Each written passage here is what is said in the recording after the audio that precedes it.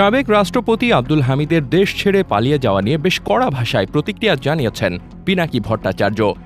বৃহস্পতিবার বিকেলে দেওয়া এক ফেসবুক স্ট্যাটাসে পিনাকি ভট্টাচার্য লিখেন, জোকার হামিদকে চলে যেতে দেওয়া নিয়ে আমরা হইচই করতেছি, কিন্তু তারে এই ৯ মাস মুক্ত বিহঙ্গের মতো থাকতে দেওয়া হইল। আবার দেখেন, হাসিনার কোনো প্রধান নির্বাচন কমিশনারকে গ্রেফতার করা হয় নাই। সব কয়টা দুর্বৃত্ত নির্বাচন কমিশনের সদস্য এখনো মুক্ত।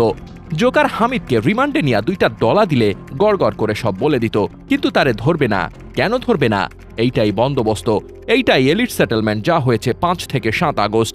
এই এলিট সেটেলমেন্ট কে করছে? আমরা প্রথম থেকে বলছি বিপ্লবী সরকার করতে।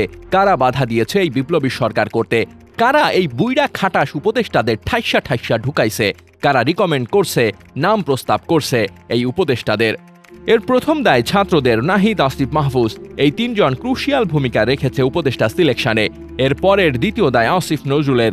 সেই মূল ভূমিকা রাখছে রাজনীতির বাইরের সিভিল সোসাইটির তরফ থেকে। তৃতীয় দায় রাজনৈতিক দলগুলোর, যারা নাম দিয়েছে, বিএনপি, জামায়াত সহ যারা নাম দিছে। এছাড়াও যারা এই সরকারে নানাভাবে নিজেদের লোক ঢুকাইছে, যেমন আলী রিয়াজ, বদিউল আলম মজুমদার, শিরিন হক এবং সর্বোপরি প্রফেসর ইউনুস, যিনি সবাইকে সিলেক্ট করছেন। অপদার্থতার দায়িত্ব তাদের নিতেই হবে। আর্মি জেনারেল আর কয়েকজন উপদেষ্টা চুপ্পুকে নিয়ে হামিদকে বের করে দিয়েছে। এর দায় প্রফেসর ইউনুস সহ ওনার সরকারের সকল উপদেষ্টাকে নিতেই হবে।